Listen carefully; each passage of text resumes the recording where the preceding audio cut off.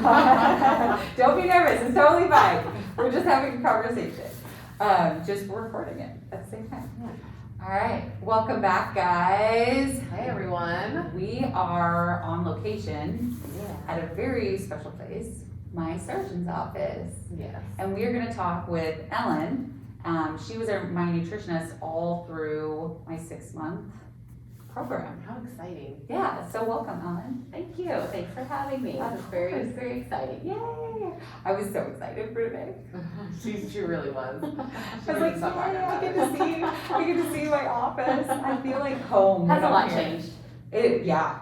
No, it hasn't. Well, it's just different. Like walking in, it's a different experience from when you walk in and you're like before surgery to like now. I'm like, I feel like myself has changed. Like my whole persona and like I just feel better. Totally. So like, I was gonna say the pictures are the same. We haven't changed any of the decor. yeah. I was thinking, did you move offices? Like, why is this different? No.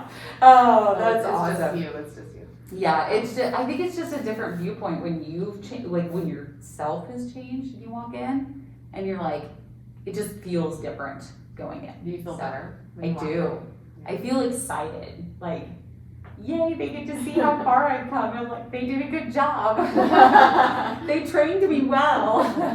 You did the work. We're just the cheerleaders on the sidelines. Which I had the best cheerleaders, so I say so far, yes. yeah. Yeah, for cheerleading wise, Mhm. that's for sure. I've had a good support system, which I think is one of the key. Super key, because I didn't have a nutritionist through the whole time. Like, you get to meet one, and you go over everything, but it's one visit, the one that I did. Wow. So, super different than It the one was. I got to experience. And Yeah. mine was 5 years ago, so I know like a lot has changed. So much has So changed. much has And also different from program to program. We're a little smaller program, so we're able to meet patients one-on-one, and so Mhm. that's kind of a unique thing we can do in a small environment, where a lot of larger programs do class environments, which are also effective, but Mhm. looks different from program to program. Which we still did class environments. I mean, we still had to do the two, Support groups. the support groups. But I liked having the one-on-one. So you can ask your questions, you don't feel like anybody's gonna look at you differently. And at that point, you don't want anybody to look at you, so you're like, no, I'd rather be one-on-one, Yeah. personally. I think that's interesting because like, that's, even with a regular classroom setting, no one wants to raise their hand, Yeah. even when they know the answer. Well, and even like this is something that you're all there for the same thing. Like you're all there to get surgery or you've had surgery so you understand, yet you're still very nervous to raise a hand, say anything. Yeah. That's stigma, man. Yeah. It can be really hard to get folks going, but sometimes in class environments, you end up bouncing off really good ideas and Yes. and then you take away more because there's one or two chatty people that do feel comfortable speaking up and it end up, but Yeah. if there aren't any question askers, then it can be kind of quiet, so. Very quiet, yes. I'm not one to do that. When Melanie first asked me about doing this, I was like, I don't really like to participate, so I don't know how well this is gonna go, but we did the first episode and now I love it. So I'm like, okay. So do you ever like host the classes? So we do support groups, of course, right now they're on Zoom. Yes. And so yes, I do co-teach those with our behavioral health specialists, and we often bring in speakers too. But as far as the nutrition contexts go, everything's individual. Everything's individual. Mhm. That's good to know. Yes. And then what is this behavioral specialist? So we have, Therapy. yeah. So Oh, okay. we actually have a really cool contract with a local college, and so we've got interns that come and rotate during their doctoral program with us, and so they make up the piece to cover the psychology assessment that's required for weight loss surgery, and because they're students, we're able to provide better care for patients. They're able to meet more frequently than what they may be able to do with an actual counselor, and we're able to provide it free of charge for our patients. That's amazing. I like that Yeah. program. It was, I feel like it was really helpful to be able to see the same person. You go in and you talk about what's going on because it is a lot of it's mental. Like, there's something there that you're just not getting past. And, I mean, I had to come to grips with that. I did it to myself. Like, I like to blame it all on my diseases, and that was not, 100% on them. Like, I put the food in my mouth. I decided to eat the way I did. So, yes, they played a part in it, but yeah. So, and that was all discovered during therapy. Like, being able to say and take ownership of that behavior, because I think it's really hard to say, I messed up. Like, this is on me. So. It's hard to admit when you're wrong. Oh, yeah. Like, we all hate it. Oh, yeah. Nobody likes being wrong. No, but it goes a long way once you do. Yes. Yeah. Yeah, and I think that's why one of the reasons why I was so successful was because I could make that realization of, okay, now I can make better decisions now that I know this and I've moved past this. So That's so good to hear. I'm glad you were well supported while you were here. thank you. I truly get the cream of the crop. I mean, they're great, Yes. great students and really excel. So They are really good. So how did you get involved in all of this? So I always had an interest in weight management. Looking back at my childhood, I was a little bigger than other kids my age, and my parents didn't have a lot of knowledge about nutrition, just did the best they could, and we stayed really busy and we were active in sports and not a lot of time to cook from scratch. And so something, I can't even pinpoint it, something happened in high school where I just got really interested in food and cooking especially, and decided probably junior or senior year that I thought something in food is what I wanted to do, and decided more of the dietitian route rather than the cooking route. And as through my training in school, I learned a lot about weight loss surgeries, but I never, at that time, they were not nearly as popular as they are now or understood. Obesity wasn't even classified as a disease at that time. That's crazy. So, because I just learned that it was, remember, and with Dr. Patterson. Yeah. On that episode, I was just like, so it's a disease? Like, how is this a disease? Like, Yeah. I never understood, didn't realize. So, yeah, it's like so new. Yeah, It it's is very yes, very new, and we're still really on the forefront of learning everything that's under the surface of the water. Obesity is such an iceberg, and there's still so much that's not understood. But we're getting there, and slowly but surely. So I didn't start my career in bariatric nutrition, but this opportunity became available, and I was living in the town, and I just knew immediately it's what I wanted to do. I always wanted to work with, in some way, weight management, and so I've been here just under 3 years, and I don't see myself ever working in another discipline of nutrition. That's awesome. Oh, amazing. I love it. I love it. It's a really neat feeling when you find something that you can not only help people, but like you love doing. Yes, definitely. It's very focused and very specialized, but that's cool, to have a lot of knowledge around, and kind of that focus on one specific area. Yeah. Nutrition is really very broad. Well, we all need to know about it. Like, that's the biggest deal, because we have to eat. Yes. So I think that's really good that you're like, I have this really great skill that you all can learn from. Yes, exactly. I love it. So where'd you go to school at?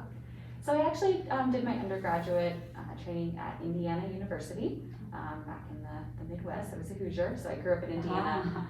The 5th year of a dietetics program is a required internship, and they're generally very competitive. About 50% of students get in, and so it's in your best interest to apply all over in hopes that you'll get matched to a program. And so I was matched to Central Washington University in Ellensburg, Washington. So I did my internship training, which is essentially rotating through lots of different aspects of nutrition, long-term care, the school food system, clinical.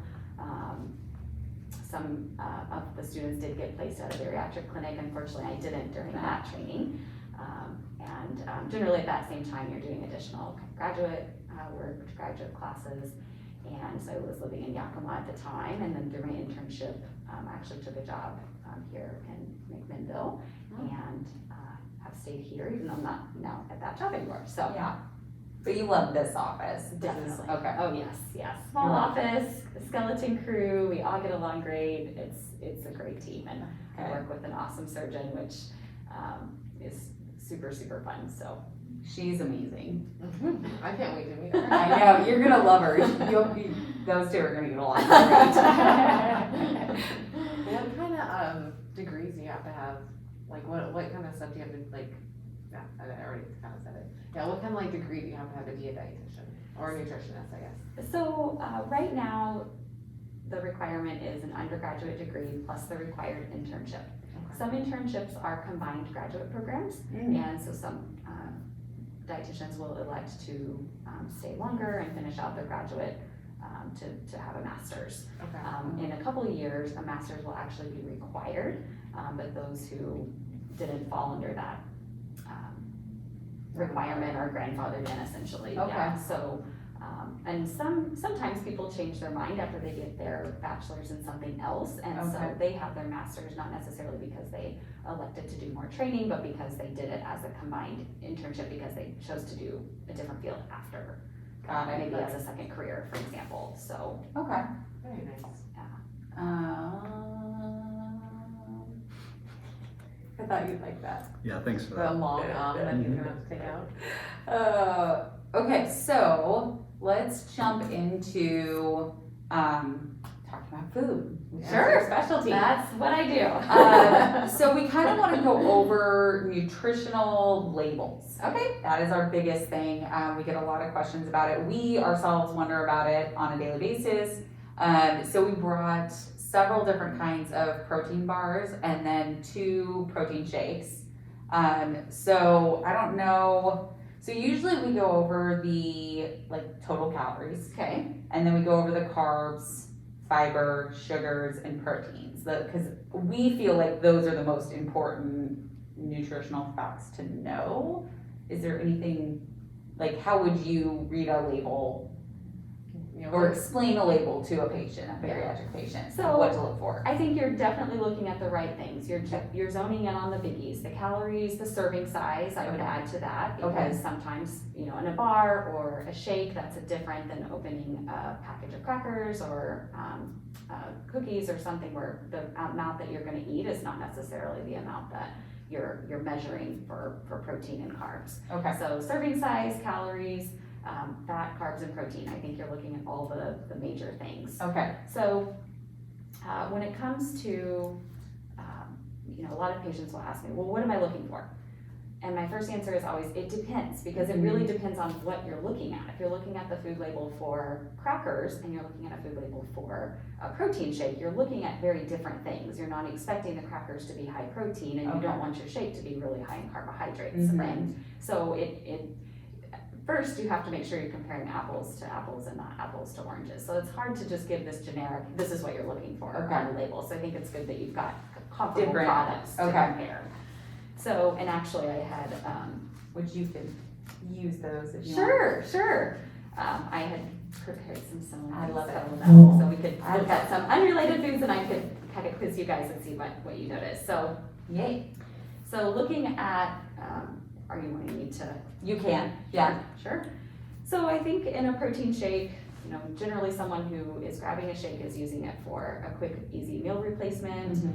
For a post-weight loss surgery patient, they're just trying to get enough protein in. Yes. So when you're seeking a protein shake after surgery, you're not really looking for balance. You're not looking for a little bit of fat, a little bit of carb. You're looking for a protein bomb, especially right off the get-go, because it is so physically difficult to get in enough. Yes. That might look different down the road, a year or 5 years when you can physically get in a little bit more.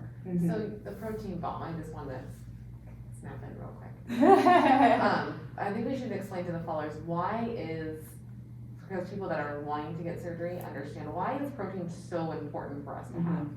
I think that's a great starting point. So when we talk about macronutrients, so the term macro literally means big or large. Macronutrients, there are 3, and what that means is everything we eat, with the exception of water, is made up of one of those 3 nutrients, or more than likely a combo of both of 2 of them, or maybe all 3 of them. Okay. Carbs, fat, and protein, those are our macronutrients. Oh. The thing with protein is it's non-negotiable. We have to consume it. In general, we can go with less fat. We can go with a little less carbs than what we're getting in the traditional American diet, but protein is not optional. We have to consume it. Okay. And if we're not, the good news is your body is not just gonna flop over and die, but what it does is it pulls from your savings account, and your savings account is your muscles. So after surgery, the reason that we drill protein into patients' heads is that they're at risk of losing muscle mass, or what we call lean body mass, as a result of not ingesting enough orally. Okay.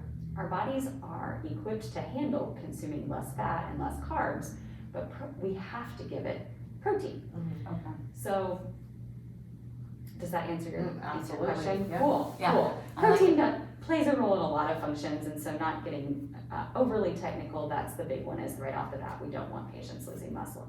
Okay. But of course, it plays a role in things like stabilizing blood sugar, keeping us full. Got it. Losing muscle mass, I mean, you're going to lose some muscle mass, correct? Like post-surgery, it's just going to happen regardless. Yes. Because you're losing at such a rapid rate. Correct. Okay. Most studies will show that there is some amount of muscle loss in all weight loss surgery patients. Okay, And so the goal is to buffer that the most that we can. okay, And some programs have really technical fancy machines where they're able to physically measure that. Most programs don't, okay. but we know that at the end of the day, we just have to give our bodies a certain amount of protein and try and mitigate that reaction the best that we can. Okay, Yeah, because my doctor had me, you had to blow into like this contraption for a minute, or like you had to hold it for a certain amount of time, and then it actually told you like how much fat and protein you had. Yes, so it was probably what's called an indirect calorimeter, Okay. which is a very technical way of measuring how much your body needs of all the things. Mhm. So, of all the things. That's true. I remember doing it, and I looked at my husband, I'm like, am I doing this right? He's like, I don't know. He's like, I think so. Like, I'm not a He was doctor. like, just keep going until they come back. I'm like, okay. So can you get too much protein? absolutely. Okay. In short, I would say yes. Okay, I think in many areas of our life, not just food, too much of anything is generally not good. okay, So the experts have conflicting ideas of exactly how much protein we need at each intervals of life, and some say we don't consume enough protein, and lots are telling us that we're consuming way too much, and the American diet is plenty full of protein. We've got some pretty good guidelines for post-weight loss surgery, and I encourage listeners to check in with their program and their dietitian to get those specific amounts, because it would be a calculation, or could vary depending on activity levels and those kinds of things. okay, But because of the way protein is metabolized, it can be really tough on the kidneys. So having way too much protein, we know, can contribute to kidney stones. For someone already with poor kidney function, it could only exacerbate that. good to know. Yeah, I have no idea. Yeah. Okay. We also have to think about what else is in the foods that are high protein. Okay, So if we're eating a lot of beef, red meat, for example, then in addition to getting too much protein, probably the saturated fat is really adding up too. okay, If we're eating a ton of deli meat to try and meet some, unusually high protein goals, probably the sodium's really adding up. So sometimes it's not only the protein, but what else we're adding by consuming not a well-balanced Okay, meal. okay. So is there too much, like, see how one of those has like 20 grams of protein, I think the other one has how much, 25? So we brought two protein shakes for Ellen to kind of look at the back of the label. One of them's Premier Protein Oats. It's the apple cinnamon, which is freaking Our delicious. favorite, yeah. So good. And then we also did the GNC Lean Shake, which has a little bit more protein in it. But we wanted to kind of see the difference between the two, because we do like both of them. But just as a nutritionist side of it. Sure, what do I notice? Yeah, exactly. So, since we're already talking about protein, the most protein that the body handles at one time or at one meal is somewhere around 30 grams. Okay. So there's really no reason to go over that in one sitting. Got it. Now, right after surgery, that's not really a risk because it takes forever to get in your 30 grams of protein, and by the time you get through it, you're ready to start your next shake. Exactly. Right now, physically you can drink much faster, and so there would be, no reason to have a 30-gram shake plus add more protein on the side. Limiting somewhere around that is generally considered sufficient for that meal. Okay. So in looking at the, just comparing, the calories are pretty comparable, 150 to 170. The fat is not far off. The Premier is around 3, and the lean shake, the GNC product, is at 6. Okay. So I don't see that as a drastic difference. Okay. The saturated fat, which we know is not a good fat, so we're, back in the 90s, fats were really demonized, and the big diet at that time was by Dr. Dean Ornish, and low fat, low fat, low fat. We know now that the type of fat matters a lot more than just the word fat. Correct. Okay. Yes. So saturated fat is the one that's not good for our heart. Saturated and trans are the bad guys. Okay. They are required to be on food labels. The good fats are not required to be on food labels, but by process of elimination. That seems backwards. I think all of it should be on there. Yes. I don't disagree. I guess if everything was on there that I wanted, it would probably keep getting underlined. Be a fold out. But the cool thing is that with a little bit of simple math, you can figure out how much of the good fats are on. You might not know if it's poly or mono, which are 2 types of the unsaturated fats, or the good guys. Okay. But in the Premier shake, for example, there's 3 grams of total fat, a half a gram of saturated fat, and no trans. So we know that there are about 2.5 grams of good fat. Oh, okay, so that's good. Yes. Okay. Yes. Similarly, with the lean shake, there are 6 grams of total fat and 1 gram of saturated. So there's about 5 grams of good fats in there. Okay. So that's how you would, if you're looking at a product that doesn't have that label, how you would figure that out. Cool. How much saturated or unsaturated fat should you have in a day? So Roughly, saturated, I guess. it's going to depend a little bit from person to person, but very generically for saturated fat, less than 10% of your total calories. Okay. So a lot of people don't know how many calories they're having or how much they should be having. The standard American diet, we usually use 2,000, kind of the standard, but for weight loss surgery, it's nowhere near that. No. And we don't have hard calorie guidelines for weight loss surgery patients. So, assuming, most post-op patients are somewhere around 1,000 to 1,500, around 10% of that would be less than. Yeah. Numbers person right here. I don't know. Yeah, So how much? 10 to 15 grams. 10 to 15 grams a day.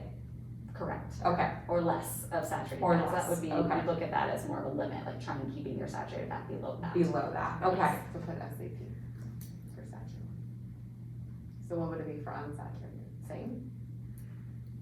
To be honest with you, I don't think that we have hard recommendations, just choosing a well-balanced diet. Okay. So if you're watching your saturated fat, then you're just gonna be, you'll be better with your healthy fat, right? Correct. Okay. I guess not necessarily, because you could be consuming a lot of animal proteins, a lot of red meat, and not choosing things like walnuts or salmon or avocado, so it's not necessarily going to match up just because you're trying to limit your bad fats. So push the salmon, avocado, that type of thing, because that's gonna be healthier for you Correct. overall. I would think more about limiting saturated fats, but as far as good fats, not necessarily counting them, but just making sure to be making well-balanced choices, including healthy fats. Okay. Okay, so I have a quick it's just a question that popped into my head. So Melanie's, I know, this happens quite often, side story. So Melanie's brother did it's called the carnivore diet. And so it's like, It's all sorts of meat. it's all meat, but he generally eats steak. Just at night. The rest of the day is like turkey and chicken and stuff. So with you doing a carnivore diet where you're not getting in, like, you're not, because it's not really any vegetables, not really fruits. It's just meat and cheese. Meat and cheese. It's hard cheese, it's not soft cheese. Okay. And So, lots of water.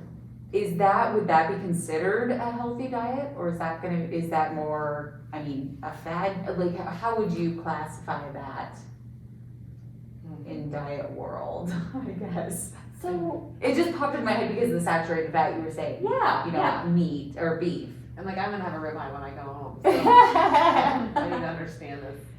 So I think that every nutrition professional is hoping that we can all get to a place of balance. Okay. You know, we know that all of the different foods that we have access to bring different nutrients to the table. We can't, realistically, we can't get everything we need from meat. We also can't get everything we need from salad. Okay. We also can't get everything we need from water. We get or whole grains, that's another one that we forget about that brings a lot of good stuff to the table. Okay. So I would certainly encourage something with a little bit more variety. I would fear about missing out on things like fiber, which we know, reduces risk of a lot of things and has some practical benefits too. Yes. It makes you go number 2. Especially after surgery. It's very hard. Yeah, no, they need to know that, like, that's, we're gonna have a bathroom episode, because that's It's legit a a thing. problem. It's a thing. She wants to have a whole episode around We going have to the bathroom. People talk to us about it, they're like, no, but yes, do a bathroom episode. It's Sure. all her. It's all You her. have all the anesthesia, no, I And- didn't say it right. Anesthesiology? No. No, because I was gonna say anesthesiologist, but that's not the problem. That's the person that puts the stuff in you. So, it's all of the, like, medicine and all the painkillers that can, like, stall you up. It's Gotcha. totally a flurry. It's not being up and moving as much as you're used, in the immediate postoperative period, not being able to get as much fluid as you're used to. That's You're what right, I was pain thinking. pills have been on board for many patients following a really low calorie diet. They're just not ingesting the same amount of fiber as before. Sometimes high protein diets tend to lead to constipation. Others Got will it. have the opposite effect. Some people tend to lean toward looser stool Okay. when they're just doing the shakes or leaning higher protein. So all of that, totally right, that constipation is a true thing right after surgery. And even in the long term, because the nature is it's physically difficult to get in enough fiber. You're so hyper-focused on protein because you have to be, Mm-hmm. but most protein foods, with the exception of things like beans and, vegetarian substitutes that are soy-based or bean-based, Yes. don't have a lot of fiber, so Yes. it's hard. Okay.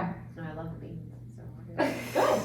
She's good on that. That was our first, both of us, that was our first soft food. Refried beans with cheese was Nice. our first real meal. Which is funny because we did it separate times, but it ended up being the same meal. That's for us. funny. Perfect soft food thing. Yes. Soft-based food.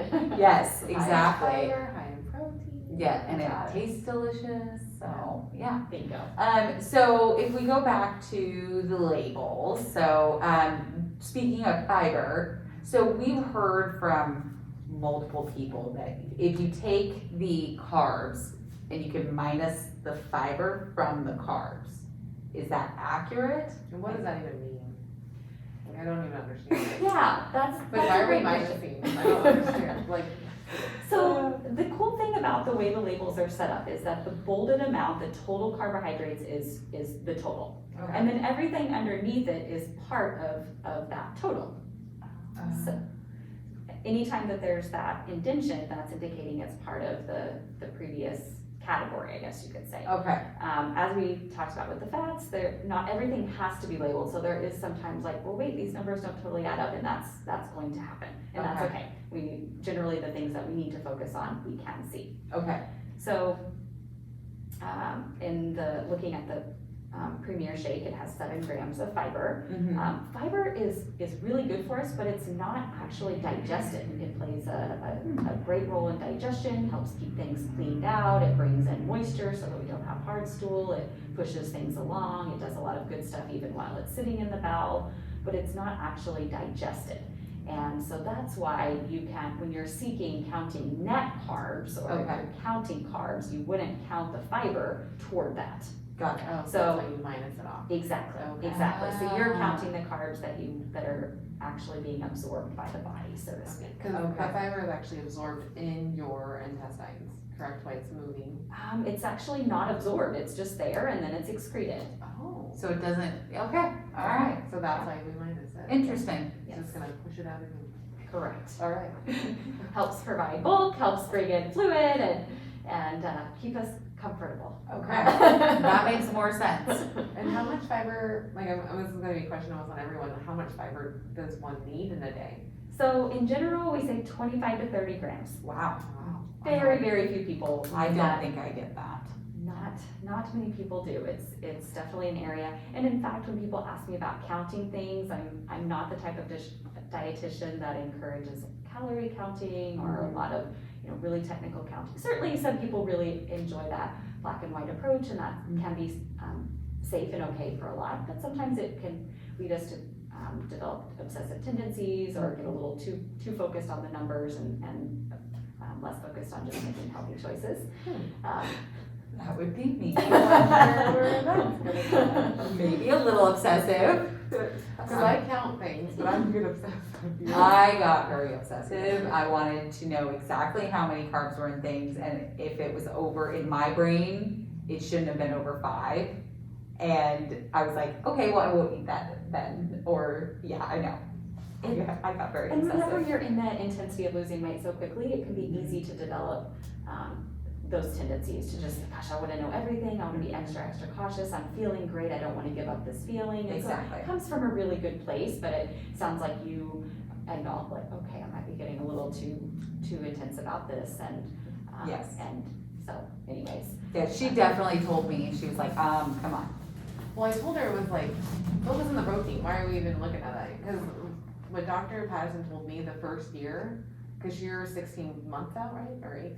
16 months, 16 yeah. months? Yeah. She said the first year, don't even look at that part, just look at the protein. You need to, that's the one focus you need to do is get protein and water. So why, and so I was like, why are you obsessing about something that you're not even supposed to look at right now?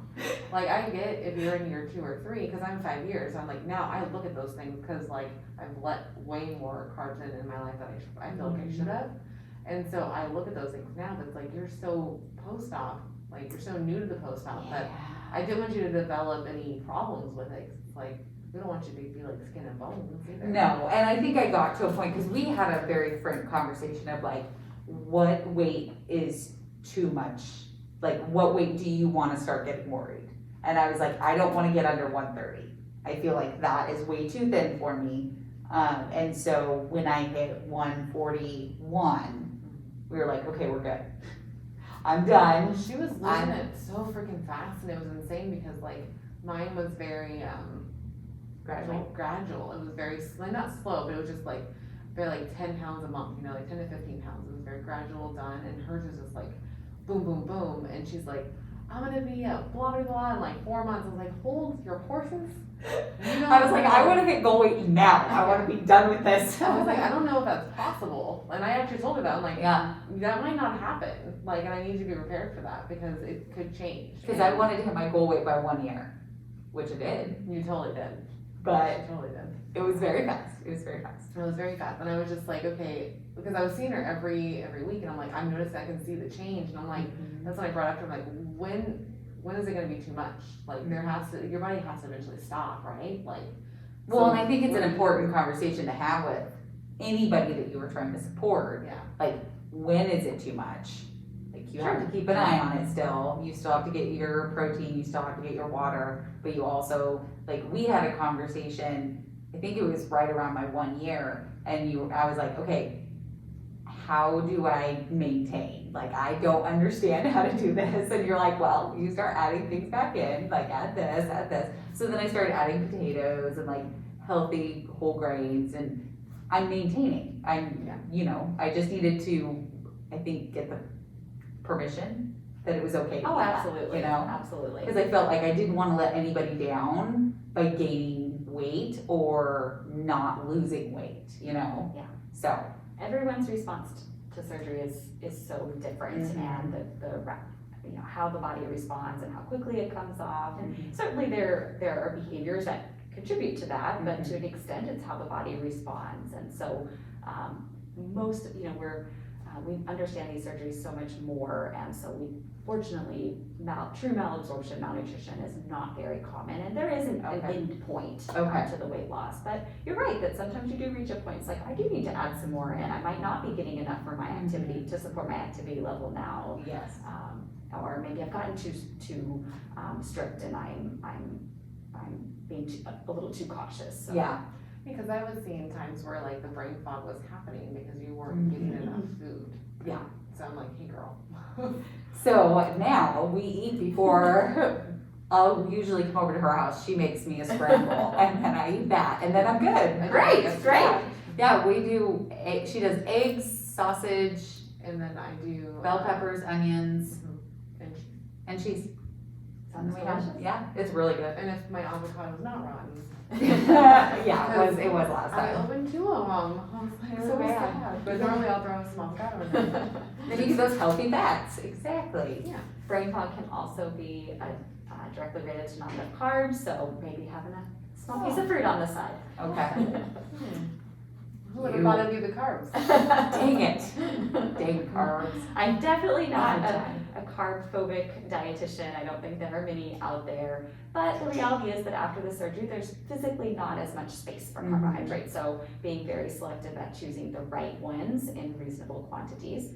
The surgery doesn't make you eat a certain way. It's possible to still eat a lot of carbs. Yeah. But if you're focusing on protein, you're focusing on including vegetables at every meal, there's just not always a lot of space for There's those not room things. Exactly. for it. Yeah. Yeah, because I'll be full after the meat and then just like a broccoli.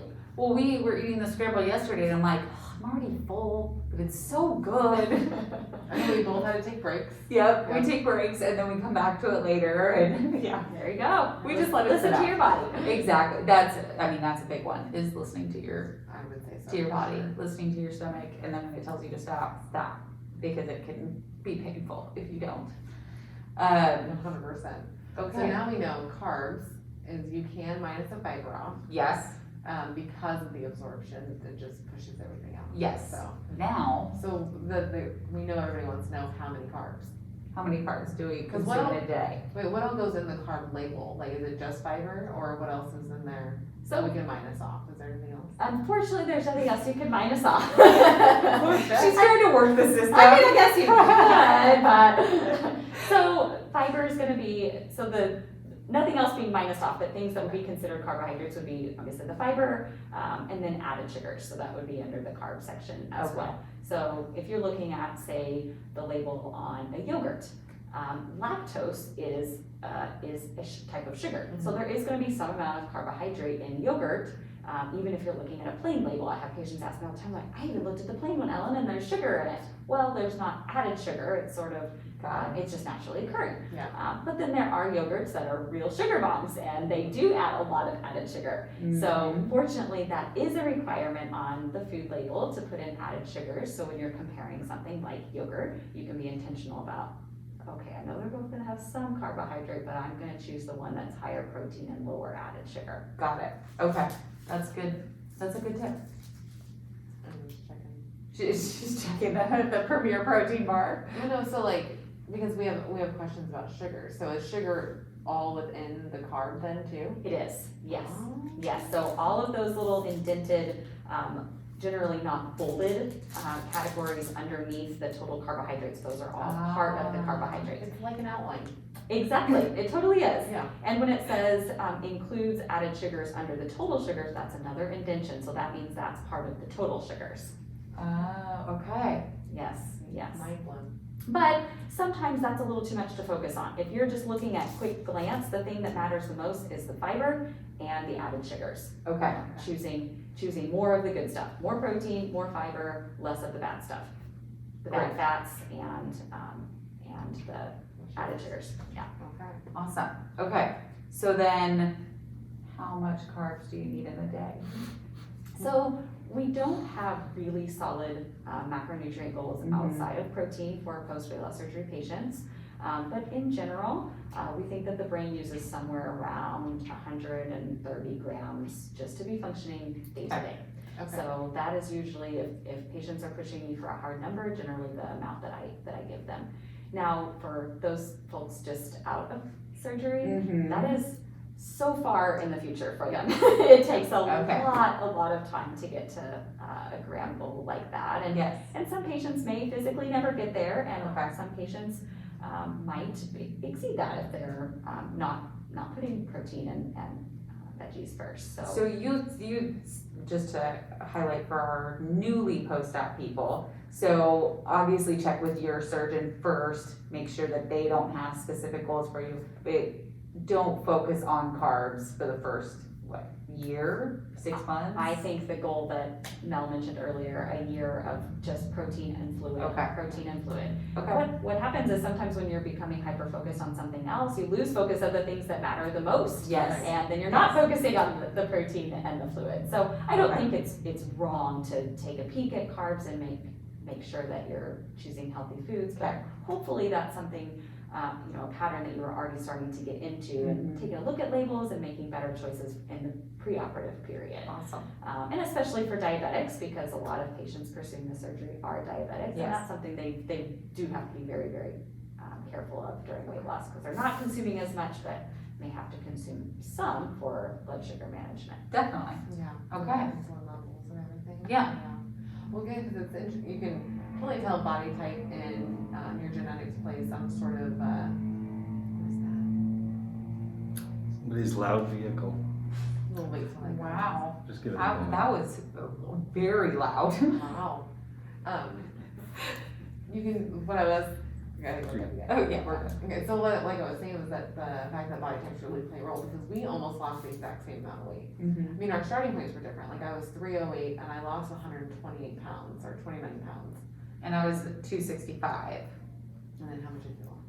100, right around 120. 120. Yeah. Yeah, so it's like, I've kind of built to be like more stockier, more thicker on my thighs and my like waist area, and everything else is fine. It's just like, for you, you're very like lean, very thin, Which I never thought that would be a term used for me. right? Never in a million years would I say, oh, she's gonna be lean. Her body type's lean. Nope. You're a lean body type. Well, thank you. Appreciate it. We're at a point now with this surgery where we have some pretty good predictors of what the response is going to be based on things like gender, ethnicity, medical conditions, but no two journeys are exactly the same, No. and it's hard to compare. Exactly. Almost had a visitor. All right. So sugar alcohol. What is it? What is it? And Because we see it in a lot of items that we review, such as protein items, protein bars, some protein drinks. So we're just kind of curious. so before we go there for 1 second with the sugars, is that the sugars are looped into the carbs. Yes. So now, what is these sugars looped into? So sugar alcohols are naturally occurring in some foods, but when we're finding them in things like bars or products that we want to taste sweet, like protein or candies or cookies, they are a carbohydrate that's been processed differently to have fewer calories for the same level of sweetness. So they do contribute some amount of carbohydrate, unlike non-nutritive sweeteners like aspartame or sucralose, Linda. Okay. So in essence, it's not an alcohol, there's no ethanol, so they're not gonna get you drunk, but it's a sweet compound that's processed to have fewer calories and contribute fewer carbohydrates. Is that what makes certain things have that horrible aftertaste? All sweeteners that are, including sugar, have some unique taste. So Okay.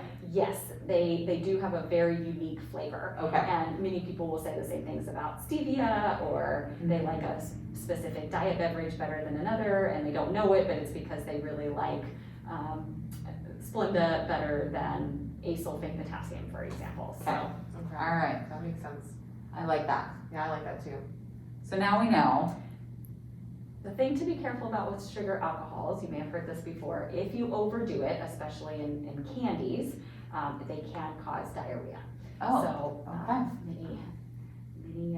lots of jokes on the internet. I know there's like an Amazon gummy bear something, I don't remember. Putting an entire bag of sugar-free gummy bears. Oh my, Anyways, wow. there are Okay. some of the talls, all the sugar alcohols and in all, there are some of the talls that in large quantities can cause some GI Okay, distress. so watch out for that. Yeah, 'cause I've seen problems with, the sugar-free, puddings. Yes.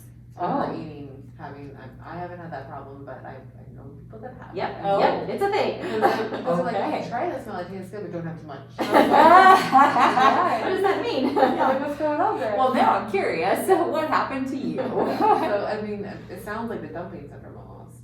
Is that, I mean, It's not the same reaction, so it's not dumping syndrome, but dumping syndrome can be characterized by diarrhea. So yeah, Okay. could be. Okay. Could be a very similar response. okay, all And right. I know that's kind of off subject, but what exactly is dumping syndrome? Because I don't think I felt anything like that with my surgery. I know I didn't. So dumping syndrome is unique to the gastric bypass. So Okay. sleeve patients can still experience uncomfortable symptoms if they eat the wrong food. Sometimes the first couple months can just be a little wonky. So even if you're choosing the right foods, you'll have a bad reaction to a food, or it just doesn't sit well and feels like it's going to come back up. Okay. Dumping syndrome is unique to the gastric bypass. Tends to happen with things that are high sugar or high fat. So introducing greasy French fries too fast, or taking a few bites. I had a patient have a terrible reaction after he got a sundae just a month after surgery. Oh, no. Back away. No, don't do that. It's just as unpleasant as it sounds. It's diarrhea, cramping, nausea, vomiting. It's a reaction of basically the food passing way too quickly directly into the intestines, and kind of a rush of hormone to try and mitigate the response, and it often just goes right on through. So Wow. Could that be in connection with what we would consider slider foods? So more of a, like, you're gonna have more of a dumping syndrome with a slider food, or because it's moving so quickly? So typically happens with foods that are high in concentrated sugar, so Okay. something like candy, Ice cream? cookies, ice cream. Okay. So I guess yes, because those often are what we would call the quote unquote slider foods Okay. that just go on down and don't give us a lot of fullness, and yeah. Got it. Yeah. Okay. Back Sugar to, alcohols, yep. back to the label. We like to bounce around. Eventually we'll get the whole label right, I swear.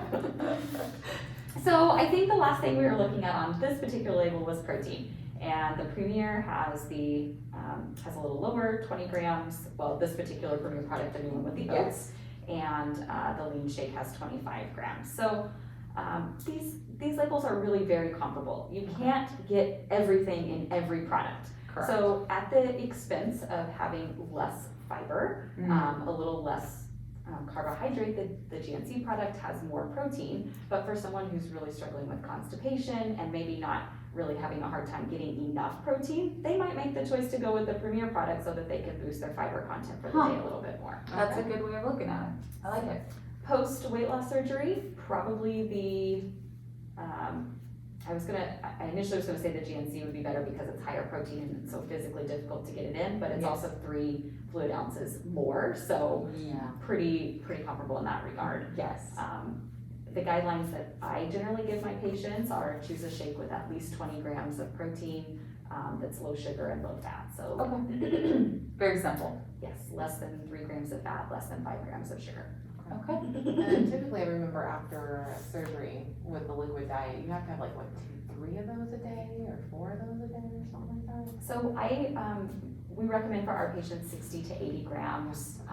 When I meet with them post-operatively, I give them a more unique protein goal based on their height and their weight, activity level.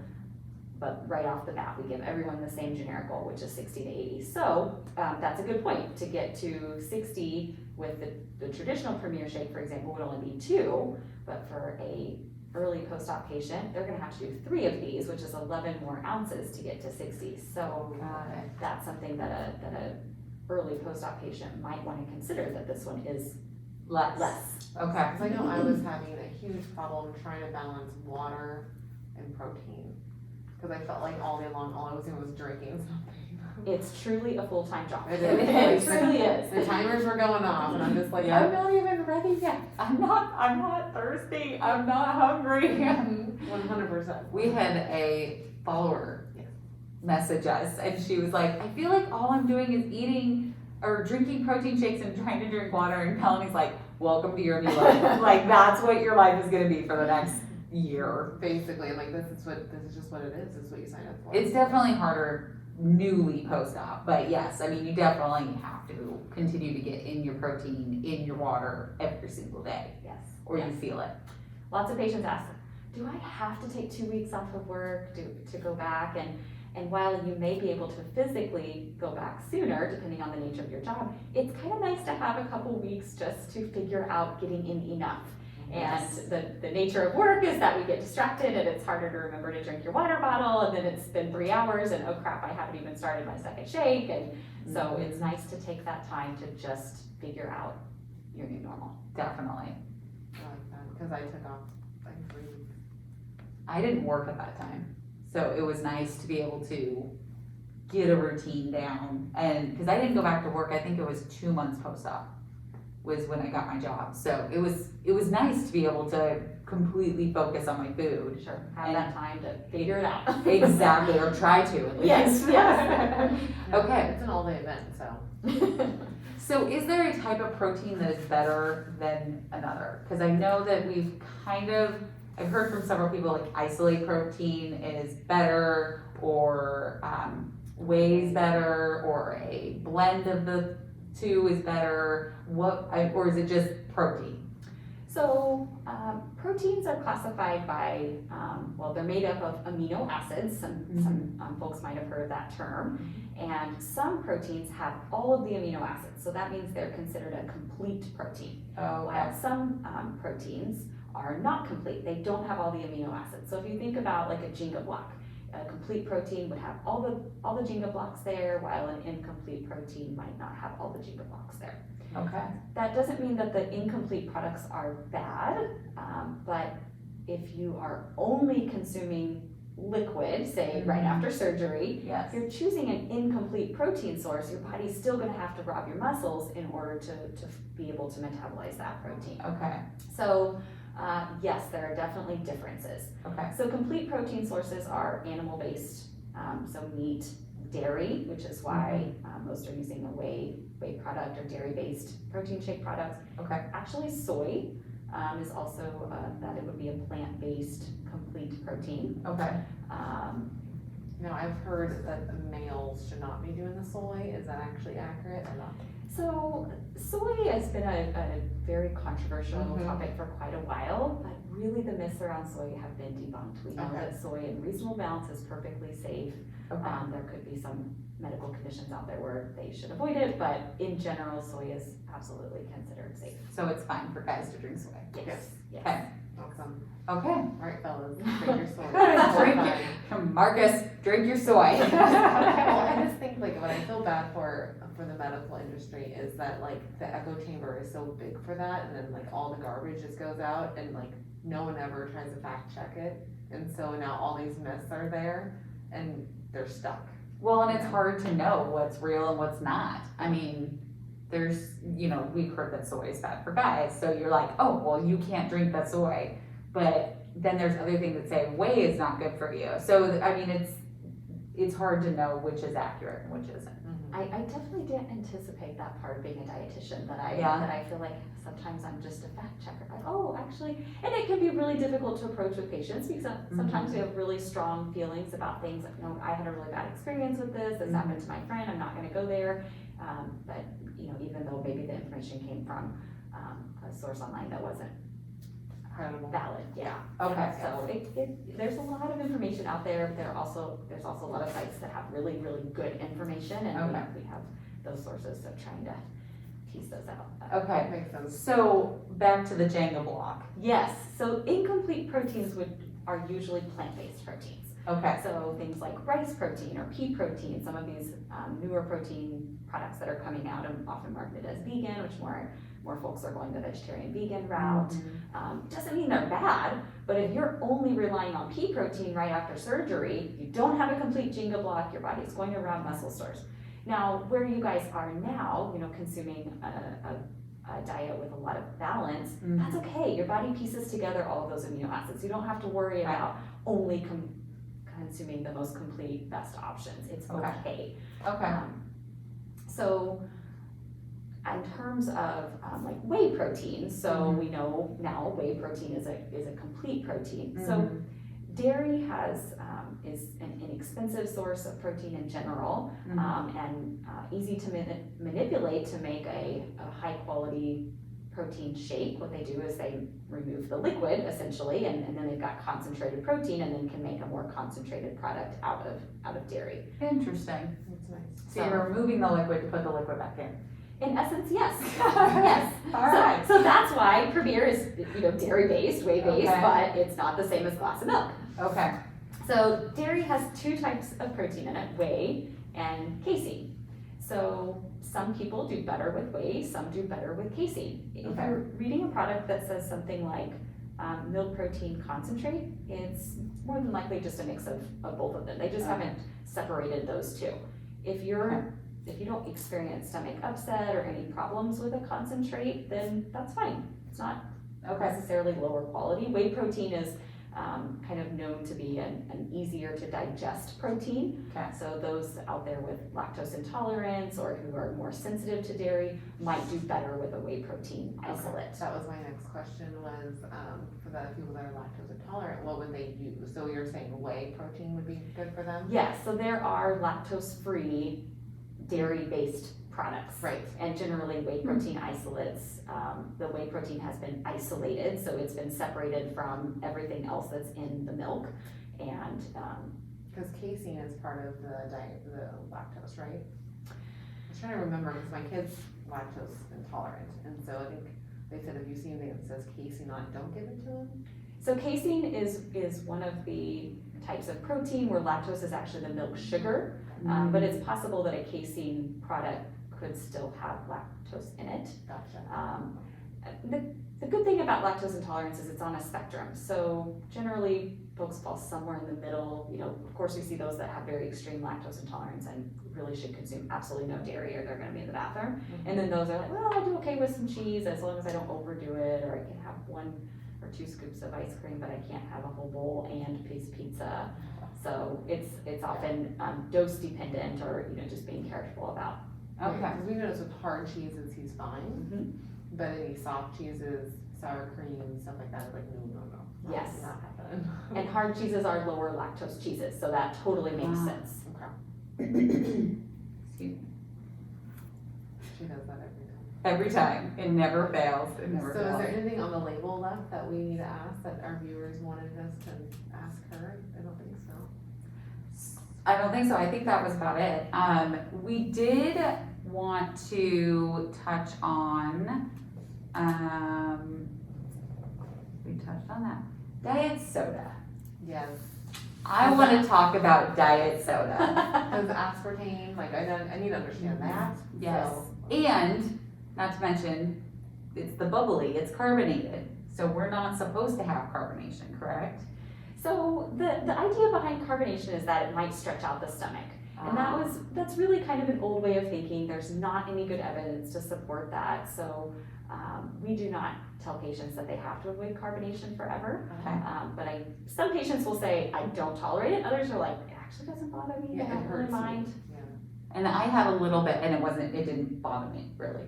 I mean, but I let it sit. It wasn't soda. I had my first alcohol drink, and it was the ciders. And so I literally had like this much, but I like how I'm justifying it to you. Like, don't look at me like that. I don't actually just sit and judge people. No, I feel like I need to justify it for you. But anyways, so I let it sit out and like dissipate with the bubbles a little bit, and then I took my sips. Yeah. But yeah, it didn't bug me very much at all. It just gives me the burps and then it hurts. Yeah, that's not unusual. Some people do say that, and others are like, I have my diet soda every day or whatever. It's not necessarily the carbonation that's the demon. It's all the added sugars and how we're how we're consuming the carbonation. And what's So, in it, right? correct, yes. Alright, so let's get back to that diet soda thing. Yes. Yeah. Tell us all about it. So artificial sweeteners are a hot topic in the nutrition world right now. Okay. And artificial sweeteners, sometimes they're referred to as non-nutritive sweeteners because they're not absorbed, which is why they don't contribute any calories or sugar. Basically all products that taste sweet but have low sugar on the label have some sort of an artificial or non-nutritive sweetener in them. Okay. So some products are more clearly labeled, like Gatorade Zero or Diet Coke. But Premier is doing the same thing. It's low sugar and it tastes really, really sweet. So all of those sorts of products are going to have some sort of a non-nutritive sweetener. Okay. So non-nutritive sweeteners were designed to not contribute calories and not contribute sugar. So came from a really good place. We know it's been well studied that sugar is bad news. I'm a firm believer that all foods fit. Some foods just fit a little bit better. But from a health standpoint, we know sugar doesn't bring a lot of nutrition thing for our buck. Maybe it makes us happy every now and then and can be cultural and all of those things. Okay. I'm not an anti-sugar dietitian, but from a medical standpoint, we know it doesn't do a lot of good stuff. Yes. So sugar substitutes, if swapped out for a sugar sweetened alternative, seems like it would be a good thing. It is contributing less sugar, less calories. So maybe there is a benefit. It might reduce heart disease, it might reduce hypertension, it might reduce high blood sugars or the risk of getting type 2 diabetes if we're consuming fewer sugars. Okay. So that there's one side of it. For someone who is a diabetic, we know that if you're consuming a lot of Mountain Dew, that's just not good. Yeah. And so swapping out for Diet Mountain Dew, for example, is going to be fewer calories, fewer sugar. Most likely we're going to see better diabetes control. Okay. So there's a side of it. When it comes to some of the studies that have come out, they're all over the place. And there's, so while we're aiming for something good to swap out sugar, there's a lot of controversial evidence out there. So interestingly enough, there have been quite a few studies that suggest that even in folks who are choosing an artificially sweetened products, at the end of the day, they're not seeing weight loss. And so what's going on? Some of them are thinking maybe it's because of the artificial sweetener, maybe that's what's causing it. Others are thinking maybe it's this mental piece where since we know we're choosing something lower calorie, we're actually compensating elsewhere. There's also some thought and some data to suggest that because it's not contributing any nutrition, even carbohydrates, that it's not telling our brain that we're getting full. Or if we're having something that's sugary that does have calories, that we might be registering fullness different. So perhaps it's affecting what we're consuming later on. Interesting. Yes, The brain's interesting. Yes. I love it. yes. Yeah, it is. I'm loving this. Okay. Sorry. No, you're fine. Take your time. You can edit out the little. Great. Yeah. You're good. I think probably the biggest claim that patients ask me to talk about is whether or not they cause cancer. So the American Cancer Society and the American Institute for Cancer Research both tell us that there's not strong evidence to support that. Okay. Most of the studies that came out back in the 70s and 80s were in rats. One of them was involving aspartame, which is a highly researched product. And they later found that although it did show that it might cause cancer, that actually there were a lot of holes in the research. So they were dosing the rats so high, it was the equivalent of somewhere between, ranges from 8 to 2,000 equivalents of diet sodas a day. Whoa. So we know that that's not really a fair way to Yeah. test in humans and in adults. By the way, non-nutritive sweeteners are made to have anywhere from 100 to 200 times the same sweetness as sugar. So for a very small quantity, we get a very sweet product. So aspartame is a sugar. Is that what I'm understanding? It would be an artificial It's an sweetener, artificial non-nutrient sweetener, sweetener. okay. Yes, yes. Okay, But we're it- saying it's really strong. Correct, Okay. correct. So for a very, very small quantity of aspartame, we're getting an equivalently sweetened product that would be sweetened with sugar, Okay. if that makes sense.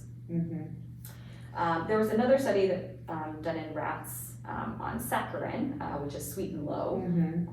Trying to remember the color packet. It's pink. Pink, Yep. yes. My mom went Yep. down from the table. Yep, yep.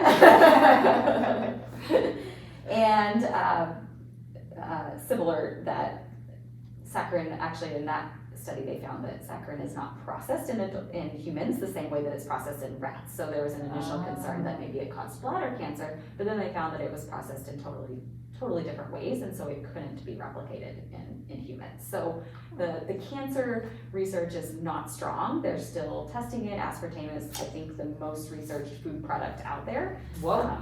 I'm There's so much drama around it. I know, I'm mixing up saccharin and aspartame, so those were two rat studies, but, Well, that's okay. so. When it comes to, heart disease, there's also not established, relationship between, cardiovascular disease or heart disease and sugar substitutes. However, there are some studies that suggest that consuming too much may lead to problems, and so not a clear cause and effect there, but maybe swapping out one a day or one every couple of days versus 4+ a day, for example, might be something to consider. So we are kind of putting down here that like, if someone's like a crazy soda drinker and then they swap to a diet, that is better for them, is what we're understanding. It is a better decision overall, Yeah. but it's sounds not like it. good for you. I think you could I think each person could make that decision for themselves. Okay. If you're gonna have a Coca-Cola once a month because you're going over to your grandma's house and that's all she stocks in the fridge, you might say, I never had any of these things, so I'm gonna have a Coca-Cola. Right. And someone who comes to me and says, Ellen, I am not going to stop drinking soda, I'm not ready. Maybe a bridge is trying to get to a diet product just to get the sugar down. Mhm. I had a patient the other day who said, Ellen, I've been tracking my calories and or my sugar even before we had ever even met, and he figured out he was consuming somewhere around 4,000 calories just in soda. So Whoa. that's a very different Whoa. scenario than Yes. someone who's having one here and there. So for Okay. that particular patient, the diet soda was an excellent bridge to Mm. hopefully try and get to a place where we're doing more water and tea and those things where you don't Yes. have to worry about the artificial sweet products. Well, and right after surgery, you're not able to drink carbonation. So, I mean, that's kind of the end result, right? Is to get them off of it completely before Hopefully, surgery. yes, Okay. hopefully that's where we're going. So, I think in a nutshell, it's better to go with water, but not everyone can jump straight from a soda addiction to water. It's So a real addiction to some people. Well, because I mean, you see my husband, like he loves soda, and In 2 liters. he drinks them in 2 liters. He doesn't even put them in the fridge. He just straight like picks it up, drinks it. Like, it's Yeah, tough. Marcus just gave you the side It's eye. ridiculous. What? It's insane. His mom does it too. They literally just do that. They like their soda warm or room temperature, So which gross. baffles me. Yeah. But like we've gradually gone where it's like, okay, he has his root beer, his 2 liter root beer, and now he'll drink it all day long. And then the next time, like now it's diet root beer, and now I've got them on the Crystal Light fruit punch, and they go through that like crazy. So, which by the way, I forgot to pick up when we were at the store. Oh, dang it. Cause like, yeah, they go through one of those boxes in like 2 days, and they're drinking water, like it's all freaking water. But now I'm like, we had to gradually go through the line of getting them off soda because it's a real addiction. It is, like you said, a bridge. it is, yeah, and the nature of humans is that we have a palate for things that are sweet. And it starts from childhood, and unfortunately in a lot of childhood products like Capri Suns and fruit snacks and all of these sweet things that we think of traditional kid foods. And so it's just not always practical to say, hey honey, I don't want you drinking root beer anymore, let's just switch to water. Yeah. And that's not always gonna be well received or Yes. practical. So Not at all. I believe that the artificial sweeteners certainly play a role and can be a tool. Are they a health food? Absolutely not. Are they good for us? Probably not. Right. But are they better than all the sugar if it's being consumed in a large quantity? Yeah. and sometimes we need sweetness. The cool thing about the Crystal Light packets or the powdered mixes is that if being used as a bridge to get to just water, you can use less and less and kind of try and wean yourself off of that sweet flavor. So there is some concern that over consuming or in large quantities consuming artificially sweetened products encourages our palate to want more sweet. Right. And especially because they are so sweet and so much more sweet even than just the equivalent of sugar. It's hard for us because I think we went so long without a ton of sugar that like even eating these protein bars can be too sweet. We're like, oh, nope, Yeah. we can't do that. So it's interesting for somebody to be like sweet, sweet, sweet, and then for us to be like, oh, Too much. back off the sweetness. And I have a very sensitive palate to the artificial sugar. I can taste it no matter what. It's insane. And I'm like, nope, can't eat that. I'm like, I don't taste it, like, it's No, fine. exactly. That's a cool testament and probably some encouragement for listeners that you truly can change your palate. It's tough, and weight loss surgery is sort of kind of that reset in a sense. We're like, okay, now I physically can't have that for a while, so Exactly. I don't have another option. But you truly can change your palate. But you're also totally right. The different sweeteners have different flavors, and especially after surgery, sometimes senses are heightened, where you taste things that you didn't pick up on before. So you may be sometimes pulling that from the sweetener. Okay. I think the one last question I have, I don't know if there's more on the list or anything, because we're running out of time, but I do know, because Kelly does have autoimmune diseases. Now, for our friends out there that have the same, should they be on a different type of diet, or should they not have certain types of foods? Because I know with the inflammation part, like more sugars might cause inflammation in the body. So should they have like a lower count of sugars throughout the day?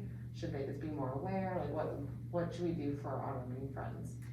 So autoimmune diseases are very complicated, and it's essentially the body not liking itself and wanting to turn on itself, so which we don't really understand. Yep, my body hates me. It's fine. I've come to terms with it. So although autoimmune diseases are not my area of expertise, my experience is that it's unique for the person, and there may be certain trigger foods for one person that are totally different in another person, and that can be hard to tease out for each person, and certainly those that are autoimmune that are more GI related, maybe different than one that's more muscular And joint. and joint. Yes. Okay. So obesity is a inflammatory disease process, and so there's going to be a lot of inflammation just as the body is chronically stressed just from that state. Then on top of that, sure, where we have maybe diet choices are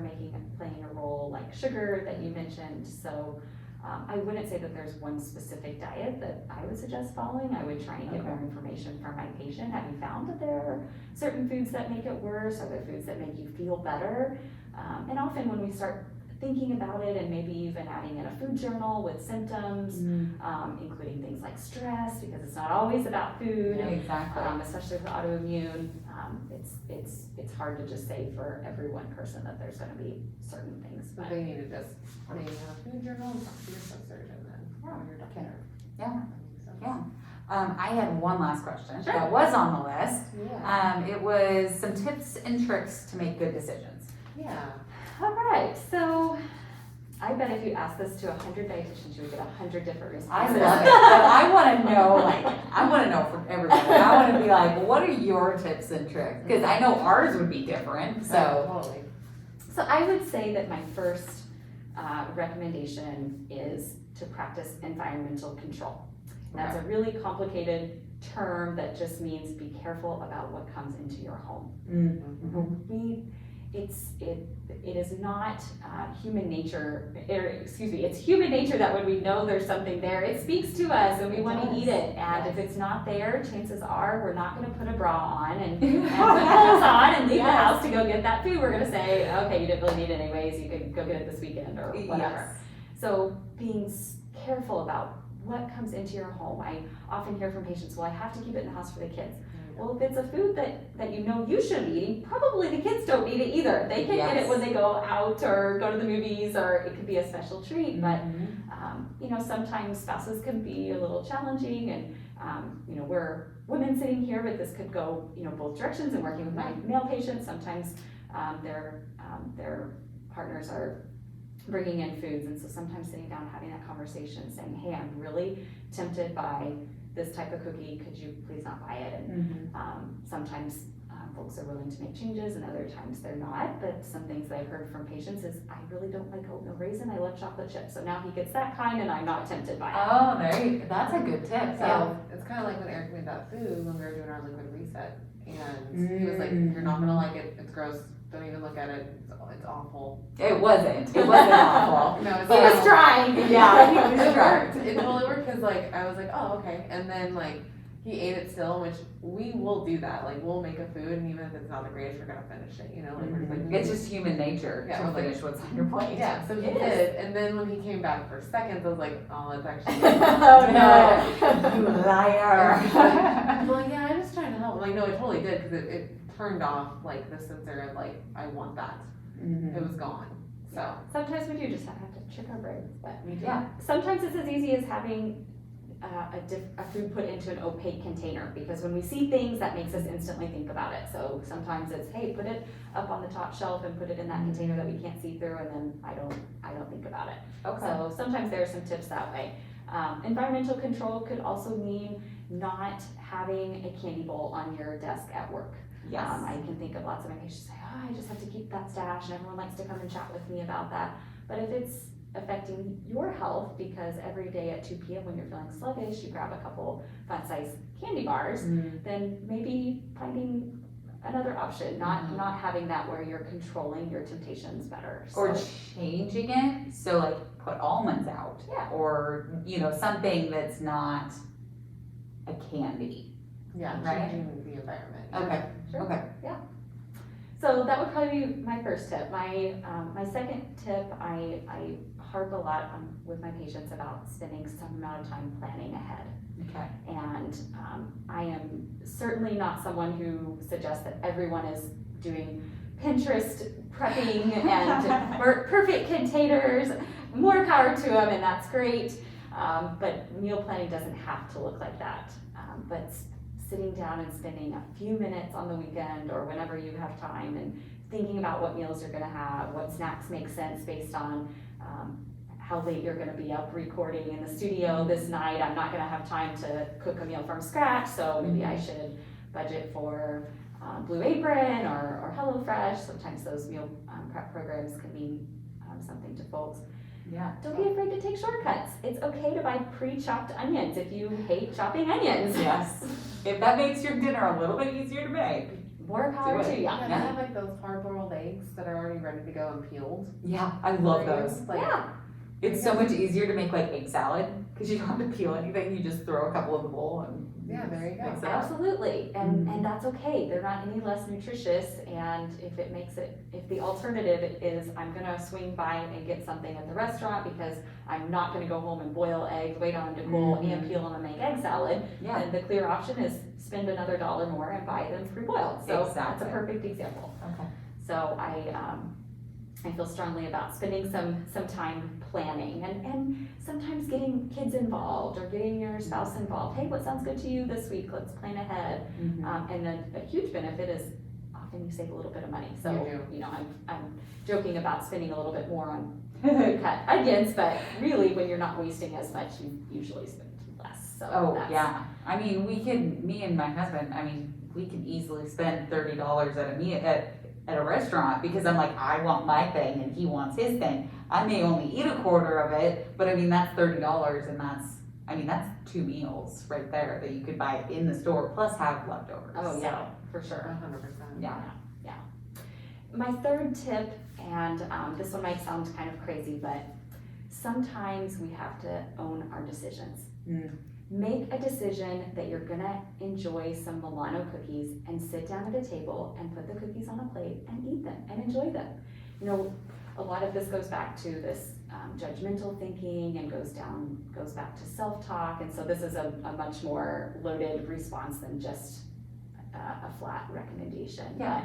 But so often I'm chatting with my patients like, I was cleaning the house on Saturday, and every time I walked by the cookies, I ate one, and by the time I got to the bottom, I was so mad at myself, I ate the whole thing, and every single cookie, I said, you're so stupid, why did you even eat this cookie? You ate the whole pack, you didn't even enjoy a single cookie, that's awful. Sit down and eat 3 cookies and enjoy them. Yeah. And then move on. It was just a couple cookies, it's fine, it's okay. If you're gonna make the decision to eat those things, make the decision and then move on with life. It's just a couple cookies, it's just one meal. But when we get off track and we just keep going and going and going, and then we end up in Utah, and how did we get here? Having a plan to redirect and allow it to just be that. It was just one decision, it was just a couple cookies, it was just a meal.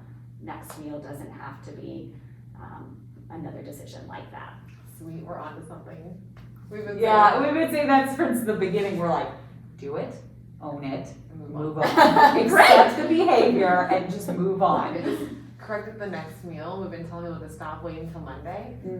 Do it the next meal. Absolutely. And if that meal is at night, do it in the morning. Exactly. Well, and I was thinking of the fact that we both had ice cream over the weekend. And it was the first time I'd had full ice cream. But I was like, you know what? I want it. I've been craving it. I'm gonna have it. And then I'm gonna move on. Yep. And that's exactly what I did. And she did the exact same thing. We didn't even talk to each other. We both had ice cream almost literally at the same time. Yes. In different states, and it was quite hilarious. Pretty much. And you're both here to tell the tale. Exactly. And we lived, and it's fine. And I didn't gain any weight from it because I was very mindful of okay, I'm gonna have my portion, and then when I'm full, I'm handing it to Cody. And then Cody finished it. But that's fine. Now, some people draw hard lines in the sand and say, I'm just not gonna go there. I think, very different in someone who's in the period of rapid weight loss versus someone who's at or close to their goal weight. Someone who is just out of surgery at 2 months, I sometimes worry a little bit if they're already starting to have those things sneaking back in. Yes. So certainly that can depend on, I don't want listeners to take that message that if you're just a couple weeks out of surgery, go on and move on to ice cream. Later on, guys. Later on, you'll get there. Wait until at least after 6 months. Let's get the good behaviors settled and then go on I there. wouldn't even say 6 months, I say a year. And I say even more just because Yes. I noticed with me is it's like the whole baby tummy thing that I describe. It's we don't know that these foods are good, we love them until we reintroduce them. And if as a kid, if I was never given ice cream, I would have never known how good ice cream is, right? So I didn't introduce ice cream until probably year 3, and now that I have, I want it again. Yeah. And I'll want it once every couple months or once a month, and it's if I didn't just introduce it, it would be a problem. She went way longer. So I get the whole draw the line, because you're gonna get too wrapped up into oh, I can have that, I can see how it can do anything. Right. So I just get it's a slippery slope. It is a slippery slope. Especially if you are a foodaholic. I think that's the deal, is you have to learn, are you the foodaholic, or did you just have some other problems that caused this weight gain? Because I know for me, it was a coping mechanism, so you have to realize, oh, I cope with this, I need to not do this. Yes, Yeah, exactly. It can depend on the food too. I think, I can think of working with patients where they have certain foods that are their trigger foods, and those foods I can't reintroduce. Yes. But I've got control over a bag of chips. That's not as tempting to me as a pint of ice cream in the house that I know I can't stop. I'm gonna finish the whole thing. And so and a binge eating disorder is something that a lot of patients pursuing weight loss surgery do have. And so being aware of that and having some tips and tricks that hopefully they've been able to work through with a counselor and with supportive people around them. Awesome. Well, is there anything else you want to add, or is there anything that you have left? I am so thankful you guys invited me on. This has been a lot of fun. Good. We may need to do a part 2 because there's a lot of information. We might have to do a part 2. Yeah. So if you're okay for a part 2, we'll come back. Sounds good. Okay. All right. Thanks for tuning in, guys. We'll see you next time. Bye. Bye.